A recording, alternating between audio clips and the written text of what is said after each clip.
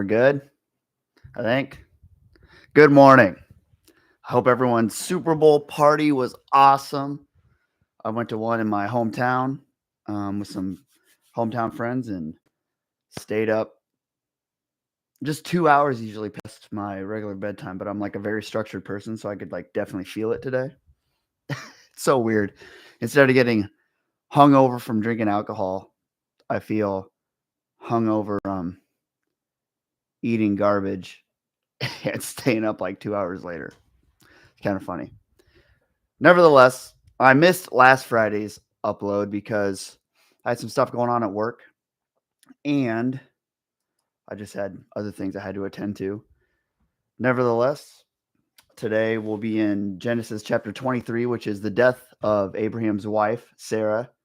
And I may delve into chapter 24 as well because in 23, as you'll hear, Sarah dies, and then there's like supposedly this is like the first written business deal that happens. And honestly, the chapter's kind of dry for me a little bit. But 24 is really cool because Abraham asks the head servant to go and find Isaac a wife, which is his son. So I'll start at Genesis chapter 23, verse 1. And yeah, it's so weird having my schedule all messed with. I'm like a very structured person to a fault because, man, when I'm just waking up like an hour later, everything gets scooted back and I just want to like wipe everything off the table and restart. Anyway, all right. Chapter 23.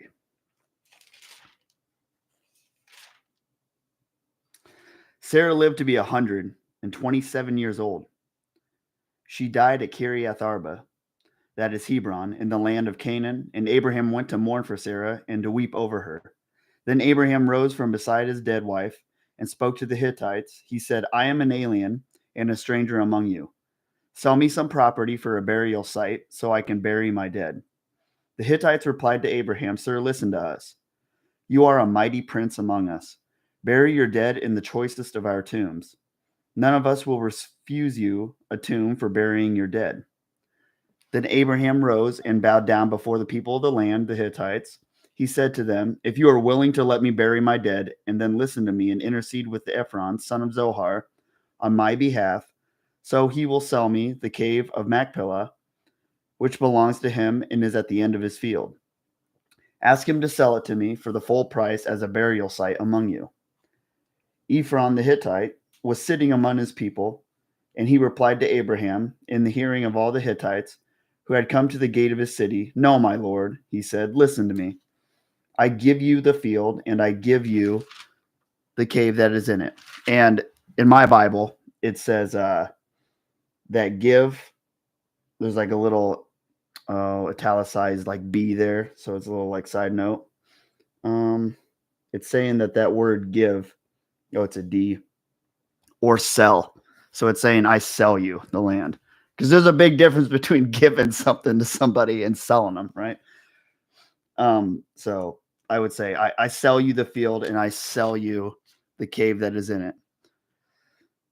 I sell it to you in the presence of my people, bury your dead. Again, Abraham bowed down before the people of the land, and he said to Ephron in their hearing, listen to me, if you will. I will pay the price of the field. Accept it from me so I can bury my dead there. Ephron answered Abraham, listen to me, my lord. The land is worth 400 shekels of silver, but what is that between me and you? Bury your dead. Abraham agreed to Ephron's terms and weighed out for him the price he had named in the hearing of the Hittites, 400 shekels of silver, according to the weight current among the merchants. So Ephron's field in Machpelah, near Mamre, both the field and the cave in it, and all the trees within the borders of the field, was deeded to Abraham as his property in the presence of all the Hittites who had come to the gate of the city. Afterward, Abraham buried his wife Sarah in the cave in the field of Machpelah near Mamre, which is at Hebron in the land of Canaan. So the field and the cave in it were deeded to Abraham by Hittites as a burial site. And it's interesting how in my Bible it says that Well, yeah, it notes here that this could be like the earliest business deal recorded, but also it says this may be the oldest recorded business deal. But also it says the elaborate politeness sounds very much like bargaining in Middle East today. Underneath the smooth words, shrewd negotiating is going on. The Hittites were probably reluctant to allow Abraham, an alien, to own the property of any kind, lest he gain a legal foothold in their country. Abraham zeroed in on Ephron, who stood to gain financially from the sale. I don't really, when I read that side note in my Bible, I was like, you know, I'm not really picking that up from there, honestly, because before I read that side note, when I was reading, just reading the text and just, you know, letting my intuition or the Holy Spirit like speak to me, right? And using like my foundational knowledge base that I've built to interpret it, right, to me in like the unique way that I would, I suppose. And when I was reading it, and Abraham was speaking to these people about, requesting to buy land to bury his dead wife, I thought that the people respected Abraham and that God made it so he was favored in that area, even though he wasn't like native to that land, if I'm interpreting the text correctly. Because they said, "Sir, listen to us. You are a mighty prince among us. Bury your dead in the choicest of our tombs. None of us will refuse you his tomb for burying your dead." To label someone a mighty prince among you, sure, that could be seen as, yeah, you can say things to be shrewd and to influence someone through compliments, right? But I didn't really pick that up at all. I don't know the history and the culture of that time very well, but I thought that was like kind of reaching a little bit for my little Bible side note here. I believe that someone like Abraham, whom God has chosen to do something absolutely amazing that will affect his seed will bless all the nations of the earth. It seems more far-fetched to me to think that the people were just trying to get an upper hand in the deal to him. That seems more far-fetched to me than God actually just putting favor on the deal for him, right? Because we've already like read how God will just align things supernaturally for him to be okay, even when he makes mistakes. And we've seen how God will circumvent biological walls and circumvent science and circumvent, yeah, natural laws, right? Like scientific laws of nature for Sarah to even like bear him a son in her old age. And if you're ever in a God that will do that just previously in the chapters, it's like, why would it be crazy that God just like aligns everything for business? It doesn't seem that crazy to me. So I didn't really agree with my Bible side text. No offense to the authors. They probably know much more than I do, but that's just a personal note. Because, yeah, I just think this is a story about how you can go to places where you are a foreigner and still be favored because God's hand is on you. And even taking the spiritual aspect of this out, I've been reading, well, I've always reading a little bit, but I've been reading, finishing up that Man and His Symbols book, which I've been reading that for way too long. So I'm just like slamming through it. I always like go through, I'm still listening to college courses for psychology and philosophy, and they're by Jordan Peterson. And then I'm listening to some other mediums and material and just reading other material and doing a bunch of research on Wikipedia. So I got all these like, plates that I'm spinning at the same time. And So some of my books, the progression through the book won't be as fast as I want. So I just decided to like slam through this Man and His Symbols book. I'm like on the last chapter or section of it. And in the section I just got done with, they were talking about how there's this process of individualism. This book was written like 1900 something. And it was like by Carl Jung. So it's the father of analytical psychology. And he was like on the forefront of the subconscious and the conscious being like linked in psychology in that field, discussing that. And he's really pushing that endeavor. And he was saying that it'll be up to the psychologists of the future to see where this goes and how it'll have a huge effects on science and how we interpret the world and what we understand about it and what the limits of it are. Like if we can actually like harness it and adequately adequately engineer ourselves, quote unquote, to, interface with the world in a greater way, in a way that won't cause friction to what we actually want to do and our purpose to do.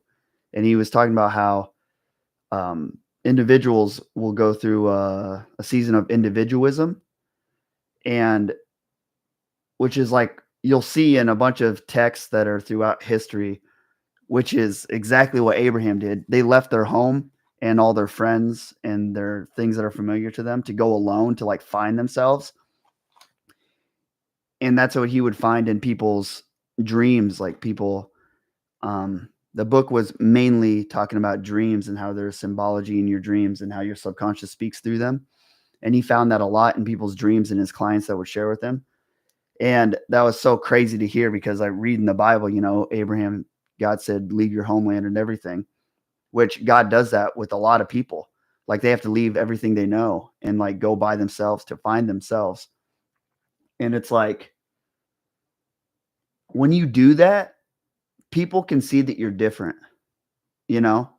And so when you go to a place that no one knows you, they still know you're different. Not just that you aren't from around here, but even if you were from around here, you'd still act like you weren't from around here. You know what I mean? JP tipping it. How are you doing, man? I'm only picking up on it now that they offered it to him for free, but Abraham desired to purchase it so that they wouldn't have to something to hold him over him, maybe. Good, man. I'm glad you're good. Yeah, you think that they offered to him for free, but Abraham desired to purchase it so that they wouldn't have something to hold over him, maybe. Yeah, see, I don't really, if I'm understanding your statement correctly, I don't really see how they were trying to swindle him either. I mean, I wasn't there, obviously. None of us were there. But I mean, this is literally a chapter after God asked Abraham to like sacrifice his son. So I'm not really going to get into the weeds of like, oh, these guys were trying to swindle Abraham. Like that doesn't seem, that's not very consequential to me, I guess. I don't think so.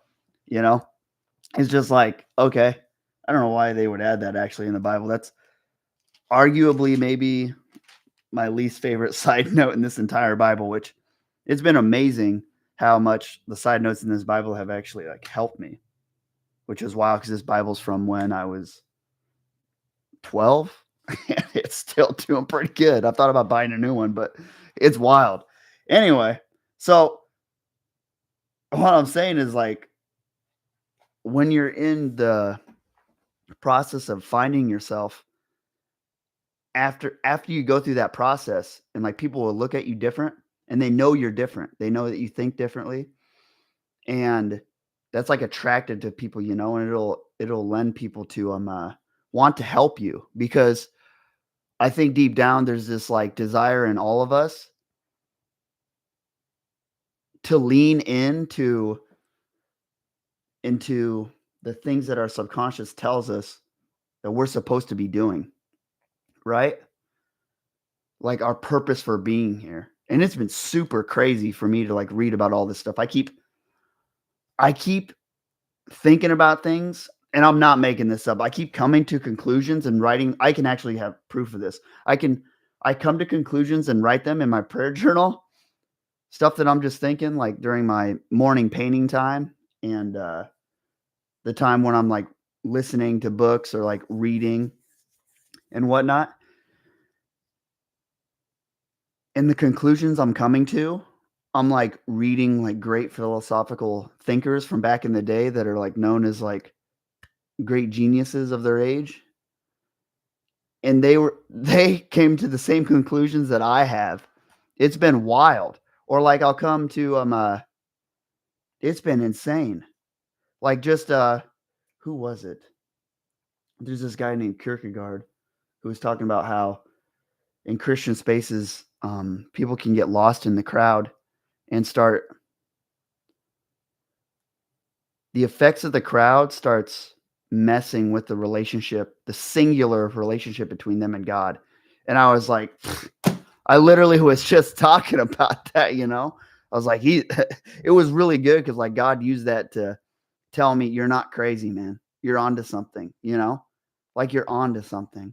And just yesterday when I was listening to Man and His Symbols and hearing that part about individualism, it's like that's reflected in the Bible as well. And I was listening to a podcast with Chris Williams, I think is his name, and Alex Hormozy, who's like a great business guy, a big billionaire dude. And he was all talking about, they were talking about how when you go and leave your circle, like when people start saying you've changed, and all these things, you know, like when you start doing stuff that like no one else that's around you is doing, they just don't get it, you know, that's when you're doing the right thing, right? And I keep seeing this over and over. It's like repeated over and over in all these like old religious stories. It's like a tale older than time. And if you believe in God, right, that would make sense because if you put like the Holy Spirit within us, I would look at that as having huge influence on our subconscious, obviously, right? And if he speaks to us through that mechanism, now that Jesus has died on the cross, because that was a big part of Jesus dying on the cross was sending us the Holy Spirit, because he said, I have to leave this place in order for you to receive the helper, is what it's called, or what he's called it. You know, um, but that resides in all of us once we accept Jesus as our personal savior. So it makes complete sense that people feel like this thing inside of them to go do something that is in confliction with what they're perceiving around them because it's unique to them. And it's this constant tension between disregarding the things around you and then filtering it through your current knowledge base while at the same time searching for this thing that you can't quite grasp yet, but it's in you and you know it's real, but you're just like scratching on the surface slowly. Like I would like imagine, you know, those what are those things called? Scratch off tickets. You're like slowly scratching off the tickets to see the numbers there, you know? But I'm doing it with like my nails so long that like I'm bleeding, you know? It's like I'm almost there. You know what I mean? And that's what it feels like. It's like this big journey. And people can live forever disregarding what they should be doing and their purpose just to fit in with everyone else. And just like what I was referring to is that podcast with Alex Hormozy, he was talking about how you can either choose to deal with the uncomfortability of not living authentically to yourself and what you really believe down inside just to fit in, or you can deal with the uncomfortability of actually pursuing your passion and having less people around you and not fitting in. Does that make sense? I hope I said that right. So you can either fit in with everyone around you and not pursue what you really want to pursue, or you can not fit in with everyone and actually do what you want to do, which the Man and His Symbols book that I'm reading now, that's the same thing I was talking about with that individualism type thing, you know, individualism subject, because it was talking about how what do they call it? The self. They separate it in psychology with different terms. Like they have the ego, they have the id, they have super ego, and it's basically terms for how how our conscious communicates with our subconscious in a way that we can't quite comprehend, and how there's this kind of filter between how we interact with the world and what we should do, right, mentally. And so it's crazy because the same conversation is happening in all these different places all the time. And if you look at it through like a Christian lens or a theological lens, I should say, it makes sense. It makes great sense. So when I read about Abraham here, his wife just died, which is very sad for him, obviously. Um, it's not a surprise to me that God would line things up for things to be in his favor when he's pursuing his purpose, right? I mean, this was a guy that just was willing to kill his own son, whom God promised him to bless the entire earth through. That's illogical. That doesn't make any sense at all, right? Yeah, he was willing to do that for God.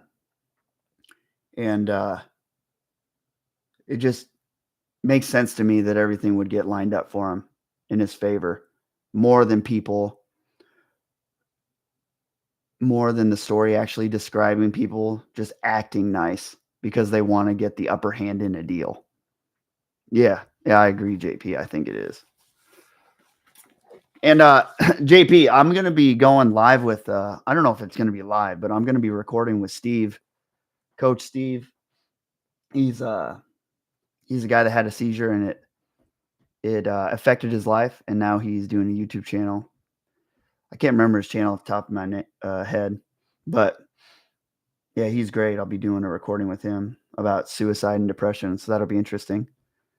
That'll be fun. I don't know if fun's the right word, but that'll be interesting. So, yeah, man. So that chapter, Sarah's dead, and he buys this cave, and now he can bury his dead. So in 24, yeah, I'm just going to go to 24. This chapter is sick. Yeah, it'll be fun. I like this chapter because it's about Abraham. It starts out saying Abraham's very old, and he pretty much gives his head servant a command or a mission to go and get his son a wife. And he's like specific about it. He's like, don't allow my son to marry anyone from the place that we're living in now. Go to my homeland, I think he says. And he says this crazy specific prayer, and God answers it, which is really interesting to me. Yeah, I think it'll be March 5th, I think. JP is what he told me. All right, so I'm going to start with 24 because, 23 wasn't really. I mean, it's amazing, but 24 is what I'm passionate about. Start from verse 1. Abraham was now old and well advanced in years, and the Lord had blessed him in every way. That's a big statement. He said to the chief servant in his household, the one in charge of all that he had, put your hand under my thigh. I want you to swear by the Lord, the God of heaven and the God of earth, that you will not get a wife for my son. You will not get a wife for my son from the daughters of the Canaanites among whom I am living, but will go to my country and my own relatives and get a wife for my son Isaac. The servant asked him, what if the woman is unwilling to come back with me to this land? Shall I then take your son back to the country you came from? Make sure you do not take my son back there, Abraham said. The Lord, the God of heaven, who brought me out of my father's household and my native land, who spoke to me and promised me on oath, saying, to your offspring, I will give this land. He will send his angel before you so that you can get a wife for my son from there. If the woman is unwilling to come back with you, then you will be released from this oath of mine. Only do not take my son back there. So the servant put his hand under the thigh of his master Abraham and swore an oath to him concerning this matter. Then the servant took 10 of his master's camels and left, taking with him all kinds of good things from his master. He set out for Aram Naharaim. I believe that's how that's pronounced, and made his way to the town of Nahor. He had the camels kneel down near the well outside the town. It was toward evening, the time the women go out to draw water. Then he prayed, O Lord, God of my master Abraham, give me success today. See how kindness to my master Abraham. Oh, give me success today and show kindness to my master Abraham. See, I am standing beside this spring, and the daughters of the townspeople are coming out to draw water. May it be that when I say to a girl, please let down your jar that I may have a drink, and she says, drink, and I'll water your camels too, let her be the one you have chosen for your servant Isaac. By this I will know that you have shown kindness to my master. Before he had finished praying, Rebekah came out with her jar on her shoulder. She was the daughter of Bethuel, son of Milcah, who was the wife of Abraham's brother Nahor. The girl was very beautiful, a virgin. No man had ever lain with her. She went down to the spring, filled her jar, and came up again. The servant hurried to meet her and said, please give me a little water from your jar. Drink, my lord, she said, and quickly lowered the jar to her hands and gave him a drink. After she had given him a drink, she said, I'll water your camels. I'll draw water for your camels too, until they have finished drinking. So she quickly emptied her jar into the trough, ran back to the well to draw more water, and drew enough for all his camels. Without saying a word, the man watched her closely to learn whether or not the Lord had made his journey successful. When the camels had finished drinking, the man took out a gold nose ring weighing a becca, and 2 gold bracelets weighing 10 shekels. Then he asked, whose daughter are you? Please tell me, is there room in your father's house for us to spend the night? She answered him, I am the daughter of Bethuel, the son that Milcah bore to Nahor. And she added, we have plenty of straw and fodder, as well as room for you to spend the night. Then the man bowed down and worshipped the Lord, saying, praise be the Lord, the God of my master Abraham, who has not abandoned his kindness and faithfulness to my master. As for me, the Lord has led me on the journey to the house of my master's relatives. I'll stop there for now. And what's so crazy is how specific his prayer is, right? He's like, Abraham's like, hey, I don't want my son, the lineage, right? I think about it in a way of genetics, right? He doesn't want his lineage to come from the Canaanites, apparently. He doesn't want his son to marry a woman from there. He wants him to go to my country and my own relatives and get a wife for my son Isaac. So his head servant goes out and he goes there and he prays this crazy prayer with like enormous specificity, you know? I pray, God, that you have this woman draw water, and then when I ask for a drink, she'll feed my camels too. That's so random. That's so random, and that's absolutely insane to pray. And part of me why I think God honors this before the prayer is done, which is a big part of that, right? Because where's it said? He said, then he prayed, "O Lord, God of my master Abraham, give me success today and show kindness to my master. May it be that when I say to a girl, please let down your jar that I may have a drink, and she says, drink, and I'll water your camels too. Let her be the one you have chosen for your servant Isaac. But this I know. By this I will know that you have shown kindness to my master." And it said, before he had finished praying, Rebekah came out with her jar on her shoulder. So it's like, I think God probably was like seeing the faith in that prayer, because that's so specific, which is actually really wise, because if it clears up so much humanistic doubt that we would have, because I don't know about you, when I pray things, I'll see things happen in the real world and I'll start connecting the dots myself because I left it up to my feeble mind and my own guesswork, right? And I'll believe God is so good, which is true, but I'll start contorting and twisting things in the world to really fit within the parameters of the prayer that I prayed, because they're so huge. And I'll start seeing things and thinking that it was God when really he didn't want me to walk through that door, which we see actually happen in this story earlier when Sarah was trying to um, give Abraham a child through Hagar, right? His servant. She was like, "Hey, knock my servant up and then you can have a son." And they thought that could be the way that God could bring this promise to him to fruition, right? And so I think it's so good to see that head servant was just like, "Hey, do X, Y, and Z exactly like this, and then I will know that it was you." And we see other characters in the Bible like Gideon. He asked for God to like make a what was it, a rug wet outside and then make it dry outside the next day. Like so many things. And a lot of people I've heard people giving Gideon grief for that, you know? It's like, have you ever been called by God to lead an army against people? Have you ever went out there like done that? Yeah, you know? You see it in the Bible a lot where people are praying prayers that are very specific. And I think God honors that type of faith because it takes a lot of faith to believe that He can line up things exactly as you pray them, which is very true. And I just know from experience when I pray for something that I really want, I want it so bad that I may even start out praying really specifically and I'll start downgrading my request because I want the end goal so much that I'll be like, dude, I don't care how you do it, just do it, right?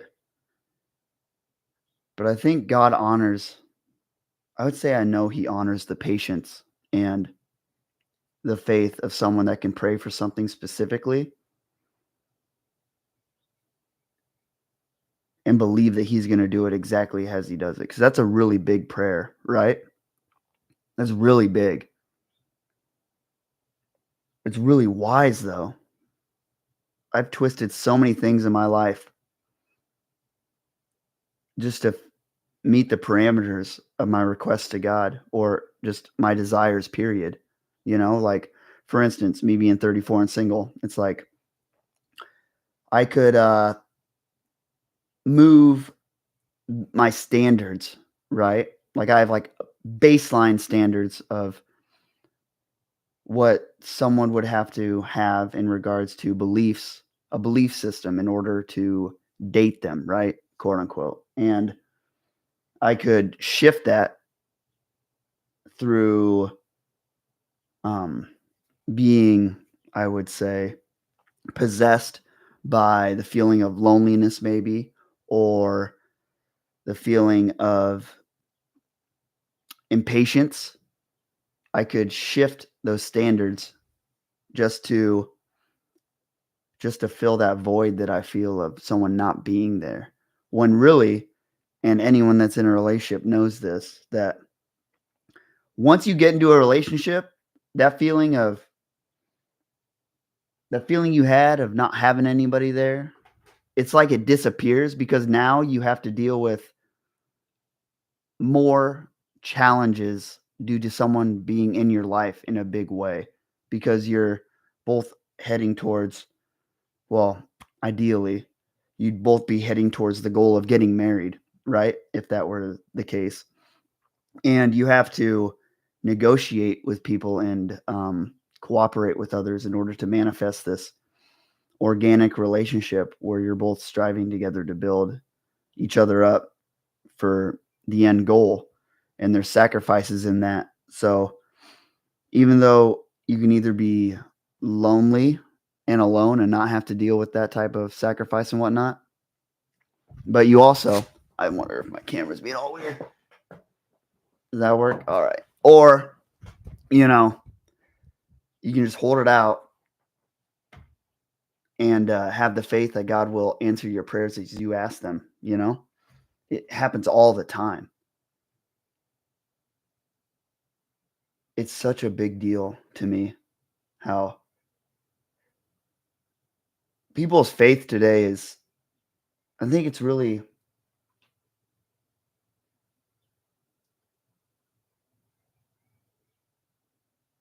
I think it's really been kind of melded into being part of the group,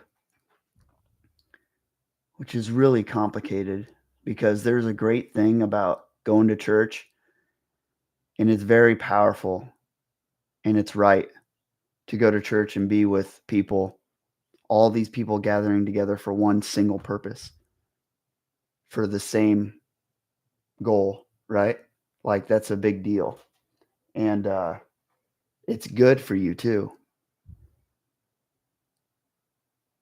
But you can see other things that those in your community have, and it can start twisting your faith to act like them when God's called you to act like however He's told you to act like, just because you'll see aspects of happiness that other people have and you want that. But what makes other people happy, that might not make you happy. It might make you mad. Like they're built to deal with the things that they deal with, right? And it's been really interesting to think about it from this perspective because just last night, for instance, I had someone talk to me and they told me they were pagan. They like made a big deal about it too. Well, it wasn't really a big deal, but it was like they came up to me and got close and they were like, "Hey, I got to tell you something." And I was like, "Yeah." They're like, "I'm pagan." And I look, because they knew I'm like really crazy about God, or you know, like my my faith is a big deal to me. And I just looked at her and I was like, "Okay." She's like, "Is that okay?" And I was like, "Yeah, I don't care. Why would yeah, of course." And I was like, "I care. Obviously, I wish that you believed in God, but, your belief system is your belief system, and your if that's what you believe, then all right. That's the foundational that's the pool, the repository of knowledge or data that you think is what you should build your life upon and interact and interface with the world. That's the rule sheet that you look at, right? Or the being that you ask questions in regards to if this is right or wrong. And, she is just like, "Are you sure?" And I was like, "Yeah." And then I asked her, she said that she used to believe in just God, but now she believes like there's other things too, right? And I was like, "Okay, well, what happened? Why'd you stop believing?" And she was just like, "Well, I used to have faith, but then I started asking people questions about it." And well, before she answered, I was like, "What happened? Was it the people?"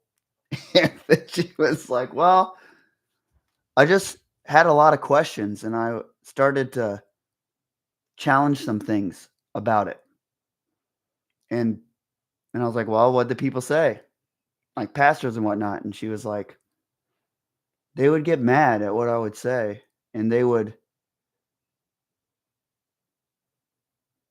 their answers wouldn't really adequately encompass what the question was actually about. It wouldn't address it, you know? And they would just tell me things like, you should just have faith that just God is real and whatnot." And like generalized type answers. And I was thinking, so is the people, you know? And I totally understood where she was coming from. And I've heard this a lot from other Christians that you shouldn't challenge like X, Y, or Z. And I've always thought it's like, I don't think God's not afraid of being challenged or asked questions at all. At all. Why would he? Why? It's like, do you think the religion is so fragile that it can't handle the challenges of a man asking God questions? Have you ever read Moses talking to God? That dude apparently changed God's mind, right? About a subject. And God's not afraid of like hard questions. And so I see this. I don't, people get offended so much when there's someone from another religion saying, hey, Christianity's hypocritical and blah, blah, blah, blah. It's like, don't get offended. I don't think you should, because if we really did what the book said and cared about people, we'd be open to those questions and we'd be okay with asking them ourselves, right? We'd be okay with listening to other people that believe in other religions, because there's a reason why people act the way they act. There's a reason why they've came to that conclusion. Either they were raised, either, you know, people could have like a mental disorder, their mental wiring, the neural network is just different. They could, you can biologically be born with stuff, you know, and also people grow up in households where they learn things and they're raised in some sort of way, which like engineers, or it influences them and kind of steers their mental pathways to think in a certain manner. And just like how you listen to things regarding your religion, they're doing the same thing with theirs. They're doing the same thing with theirs. And if you really had faith in the Bible to be true, then I want to be careful saying this, but you should be careful about what you listen to and how it's influencing you. But you shouldn't be afraid to hear other opinions and to filter it through your belief system, because that makes your understanding of your own belief system stronger. Stronger, it does. Because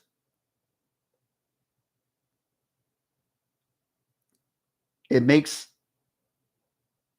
you don't really know how strong the foundation of your belief system really is until it repels a bunch of stuff that's trying to fight against it, right? That's how we test things, right? Like if a city gets ready to build up structures to handle a hurricane, you know, there's tests that happen, right? There's a testing bed. Or when I'm writing a program, I run a test, right? Because I'm a software developer, so I run programs.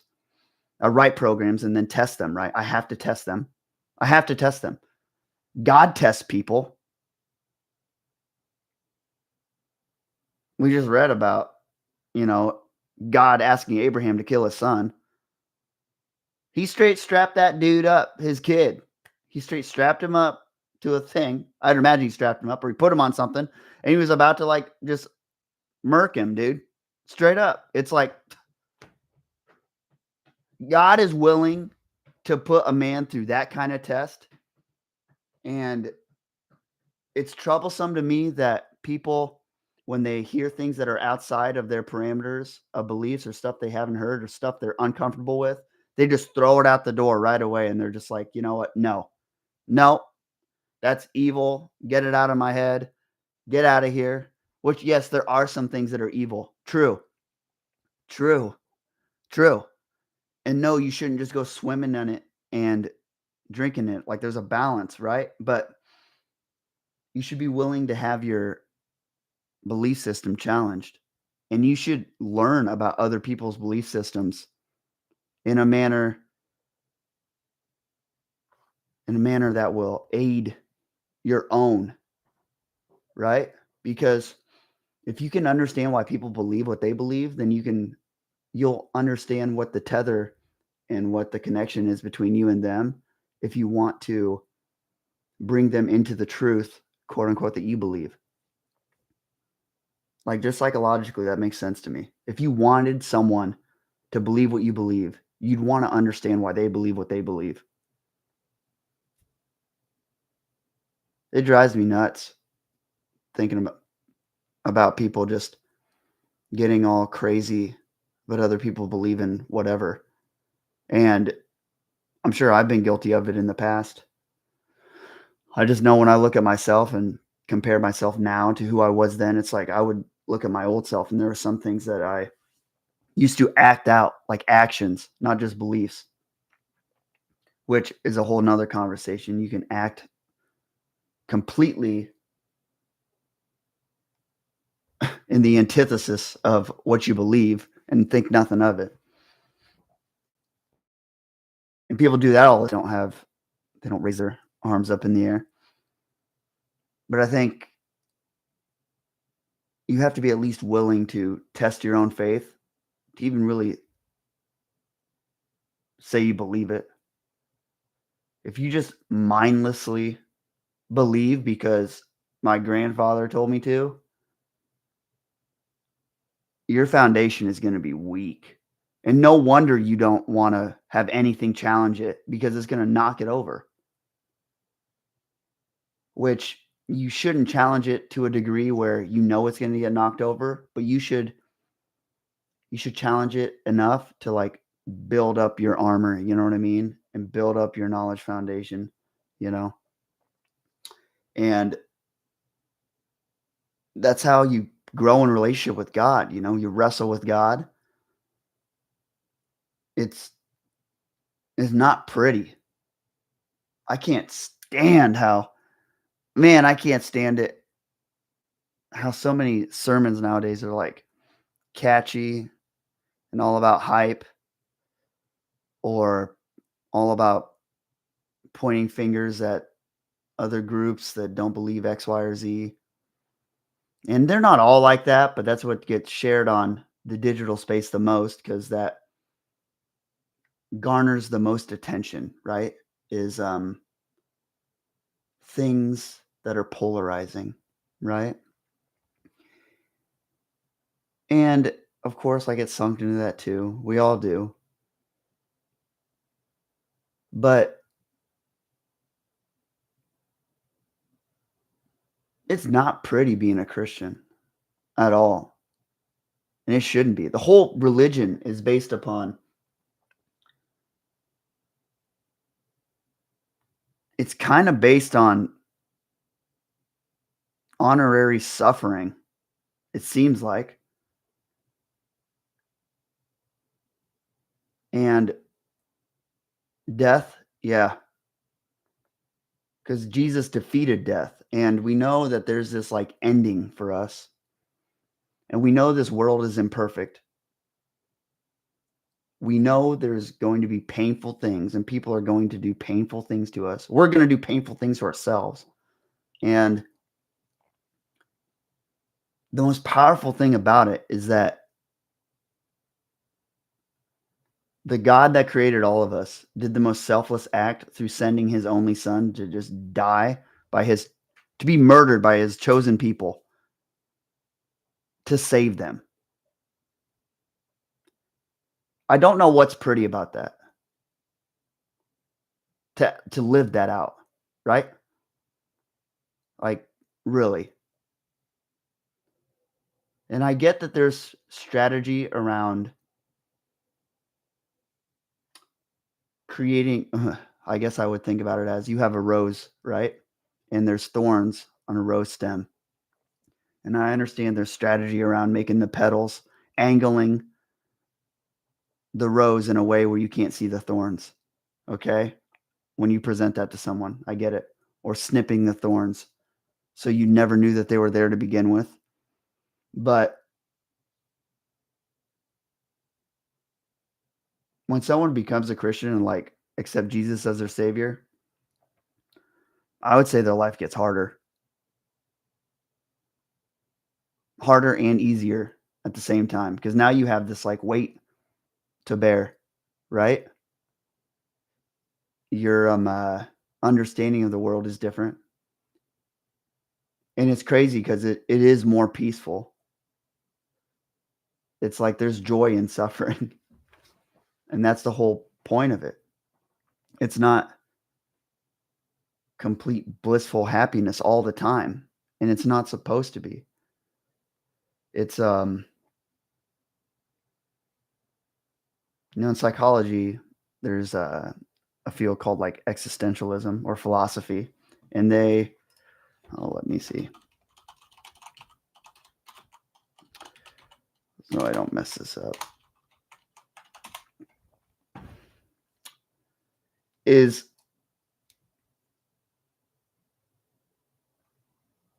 a lot of existentialists, they I have it in my notes here.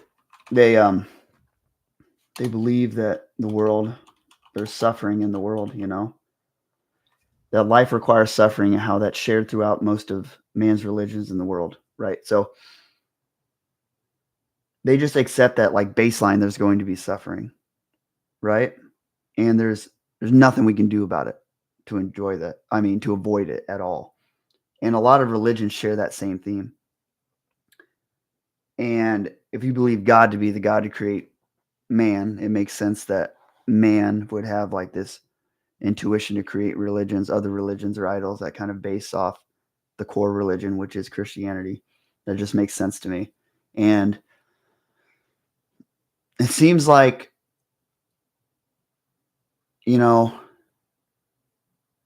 suffering is something that always happens to everybody. And we shouldn't avoid it. We should really embrace it. And I think we should kind of turn it on its head, the perspective of it. Because like Jesus learned obedience through suffering, right? That's such an amazing verse. Hebrews chapter 5, verse 8, or yeah. And even in Abraham's story, like he goes through a lot of stuff that's just absolutely brutal.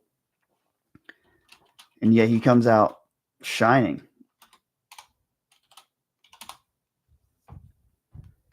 Hebrews 5:8, I think.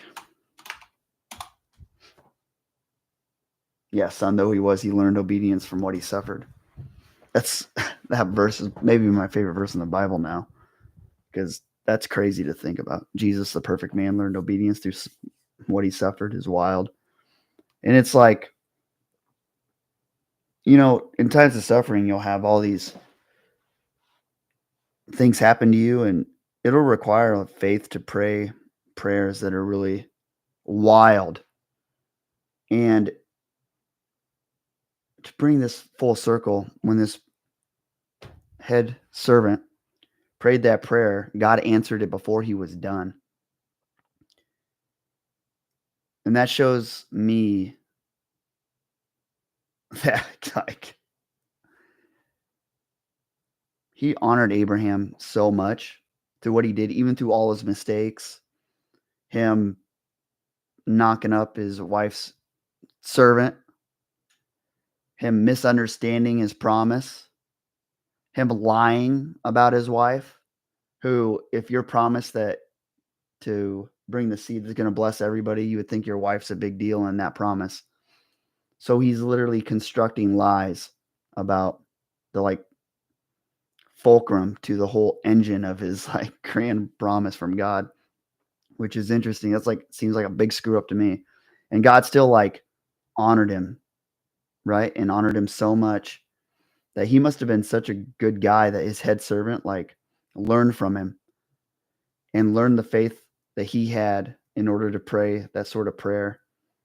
And God honored it so much that he answered it before he was done. That's amazing.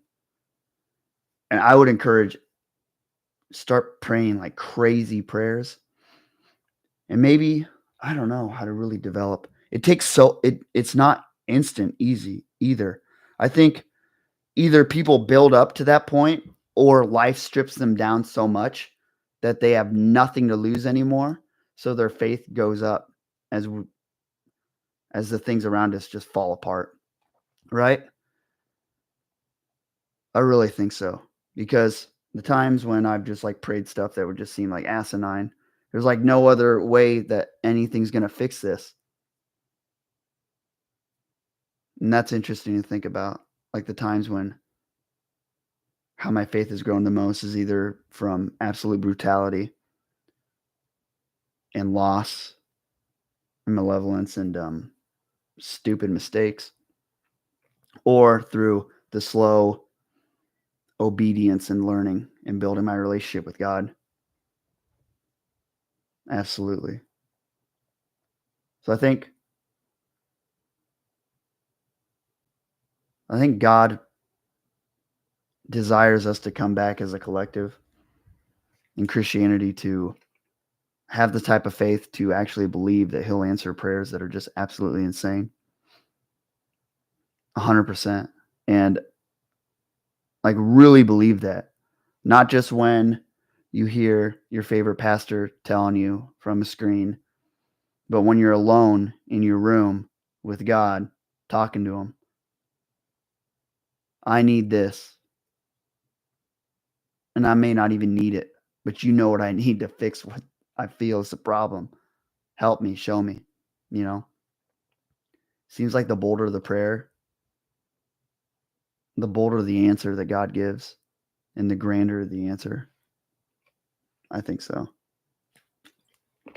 All right, it's 9:37. I got to get to work, I think. I'm going to stop there. I'll be back on Friday. I'm going to continue this chapter and I'll just finish this out. Thank you very much, JP, for joining and whoever else was in the chat. Yeah, if you need anything from me, you can contact me in any of the social media stuff down below.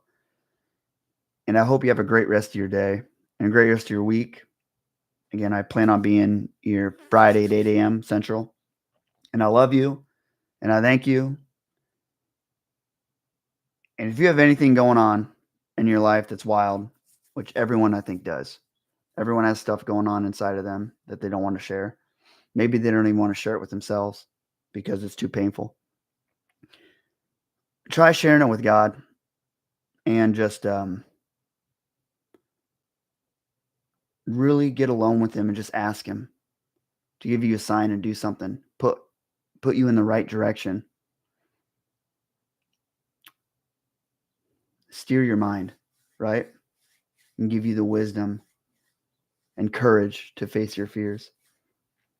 And I believe he'll answer you. God's so good. All right, I gotta go. I love you and I thank you. I'll see you next time.